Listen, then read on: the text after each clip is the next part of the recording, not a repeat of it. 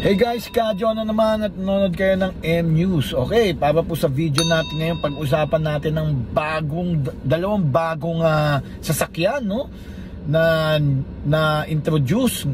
Ito po ay isang pang himpapawid at isang pambundok, okay? Para po sa pambundok, no? Ito po yung tinatawag na Kawasaki Corleo. Isang four-legged robotic ride, no? Parang kabayo po ito. At yung isa naman po ay yung Volonaut air bike. Opo, ito po yung one-seater na lumilipad na parang naka-drone ka, no? Anyways, pag-usapan na muna natin to, no? Kakaiba to. Ito pong Corleo, okay? Babasahin ko lang po kasi natuwa po ako nung nakita ko po to online. Ito po ay isang four-legged robotic nga, no? Mobility concept, no? Okay? So para po itong kabayo, no? Parang robot na po. Tapos powered po to ng hydrogen engine, no? So hindi po to di gasolina, hydrogen po to. So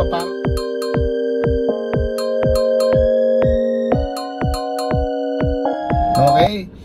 Tapos features for independent terrain adaptive robotic legs. So para nga po talaga po itong kabayo, no? Apat po ang paa, no? So you can just imagine kahit saan po pwede to idaan, no? Pangbundok po talaga, no? Kahit po wala po talaga mga kalye, kahit wala pong daanan, kahit puno-puno, kaya po nito. Ang tawag po pala nila dito is hooves, yung kanya pong four legs, no? Ito po is napaka-unique syempre dahil para pong pangangabayo ang pagsakay po dito. So ito po ay dinesign off-road, okay? Tapos for recreational and exploration use, syempre for challenging terrains, syempre, no? Tapos meron po itong onboard display for navigation and posture data. So ano po to, meron po itong parang speedometer console, meron po itong display na makikita mo, parang ala nagmomotor. So currently ito po ay syempre is concept lang, no? Representing Kawasaki's 2050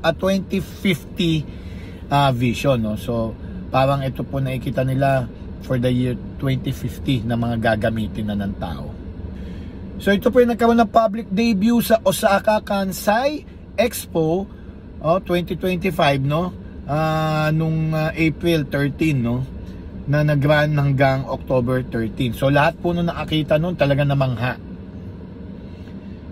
At syempre hindi pa po to available for purchase. Sabi nga po ng Kawasaki, ito po yung kanya pong nakikita po sa year 2050. So siguro mga perfections pa na gagawin nila dito. Syempre ano pa lang po to, concept eh. So meron po itong potential future practical applications in inaccessible areas. So yan po yung Corleo, no? Talagang parang balik kabayo na naman po tayo. Actually, although gagamitin lang po ito sa bundok, no? Mga talaga pong hindi po pwede kayang daanan ng mga sasakyan kahit pa ng mga 4x4. Pero sa tingin ko, pag ito po ay naging successful sa kanyang use, baka pwede na rin itong gamitin pang kalye, pang urban setting, di ba? Why not, di ba? Yung nga lang, aalog-alog ka rito dahil parang nangangabayo. Pero malay mo, mag-click po ito sa ating pong motoring public, no? Para sa akin, na-excite ako, parang gumamit ito dahil ng mga ATV, syempre, parang nangangabayo, parang robot na, no? You and the machine are one, no? Nakakatuwa po itong concept ng Kawasaki at pag naging successful po to, baka sundan din po to ng ibang mga manufacturers, gumawa rin ng kanilang mga four-legged robots that you can ride, no? Diba? How exciting the future is, diba? By 2050. Ngayon, syempre, kung gusto mo naman makalipad, no? Ito na pagkakataon makalipad tayong lahat, no? Ginawa po ng Volonaut air bike ang katuparan ito. Okay, ito po ay concept lang, no? Basahin natin, single seat lang po to, jet powered na hover bike. Okay, so okay na okay po to. Medyo siguro may kaingayan to, hover bike to, pero kahit papano tingnan mo naman yung tsura niya, di ba? Nakaka-excite, para ka lang nagmo-motor na lumilipad, di ba? Pan-science fiction talaga. Parang kang nanood ng Star Wars, parang ikaw yung isa sa mga stormtroopers nung Return of the Jedi, di ba? Mga nakasuot, mga gumagamit ng mga hover bikes yan eh. Sige, ano ba origin nito? Inspired to and developed by the Polish inventor Tomasz Patan and his Polish startup Volonot. Okay?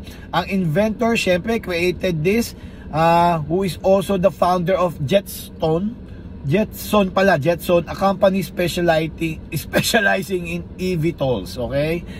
Ano ba ang eVTOLs? Sandali. Ang eVTOLs po ay isa mga electric vertical take-off and landing na mga machine. So, isa siya sa mga, ano dyan, no? Nagpa-pioneer niyan, okay? Ang propulsion nito, it uses jet propulsion for lift and thrust. So, talagang, para to yung mga drone natin, no? Na pwedeng mag-lift smoothly, hindi po kailangan ng runway, okay? Ang top speed nito reportedly is 200 kilometers per hour. Wow, ang tulin nun, no? Na lumilipad ka, na talagang ano ka, exposed sa elements, no? Nakasakay ka sa parang motor to no? Na lumilipad. Ka-excite, guys. Tapos ang sabi nila, it claimed to be 7 times lighter than a typical motorcycle due to advanced carbon fiber. Okay, so magaang po yan, carbon fiber parts po 3D printed parts pa, no? And a minimalist design. Makita nyo naman tignan nyo yan, di ba? Ganda, di ba? Sa stabilization niya, no, it features a proprietary stabilization system with a flight computer for automatic hovering and simplified controls, no? Ang riding position na, rider leans forward with a 360-degree unobstructed view similar to a super sport bike, okay? Super bike. So talagang parang nagmomotor ka lang nito. Ang pagkakaiba lang, nasa taas ka. Okay. Ang design niya is open air design, no frame caging, compact and maneuverable, and angular struts as landing gear. So para po siyang helicopter, no, pag nagla-landing, yung paa ng helicopter. Okay, so wala pong gulong. Tapos very thin vertical red light strips at the rear for visibility. So para ito po yung inyo pong rear lights. Okay, parang may maliit lang mga ilaw po ito. So a working prototype as of May 2025, as pinakita, pinalipad, no. Test flights sila nag-start since 2023. Ang release date wala pa po, kasi po wala pa po talaga siyang official market release, no? Highly probable na in the near future po ito. Kasi syempre, iba po yung mga regulations ito, lumilipad na di ba? Parang hindi ka na rider, piloto ka na. Okay. So inspired po ito ng science fiction, no? Sabi nila mostly from the Star Wars film. So ito pong bago pong lumilipad na ride na to is something you want to look forward to, kasi lahat tayo halos ang human beings really wants to fly. Talaga meron tayong fascination in flying, di ba? Pag tinanong ka nga, kadalasan ng tinanong kung anong superpower ang gusto mong magkaroon, halos lahat gusto lumipad. Okay. Yung freedom kasi, di ba? Wow, di ba? Ito po yung dalawang sasakyan na for the near future na talagang iniimbento na po. Actually, na-imbento na at pine-perfect na lang for market use. Okay? For everyone's use. Imagine, meron kang robotic 4-legged na kabayo na pwede mong gamitin sa bundok, na baka balang araw pwede na rin gamitin sa mga kalye. At exciting po no? Abutan ko pa kaya yun. Pero sa mga bata ngayon, maabutan nyo yung technology ganito, napaka-exciting, no? So balik kabayo na po tayo. Yung mas engaging po ito, di ba po, kaysa po sa naagulong. Parang nakaka-excite. One more thing, ito pong lumilipad, ito yung the most exciting vehicle to have, no? One seater nga lang po ito. Malay nyo, by that more years to come is pwede nang pang-passenger namin, dalawahan na, di ba? Para ka na nagmomotor sa langit.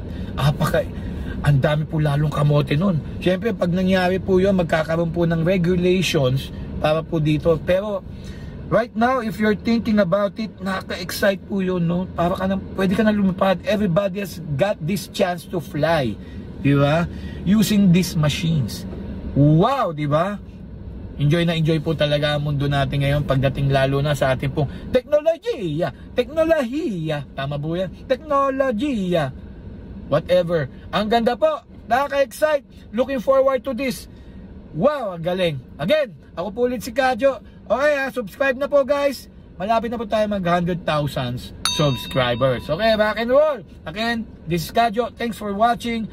M-News. See you guys next time.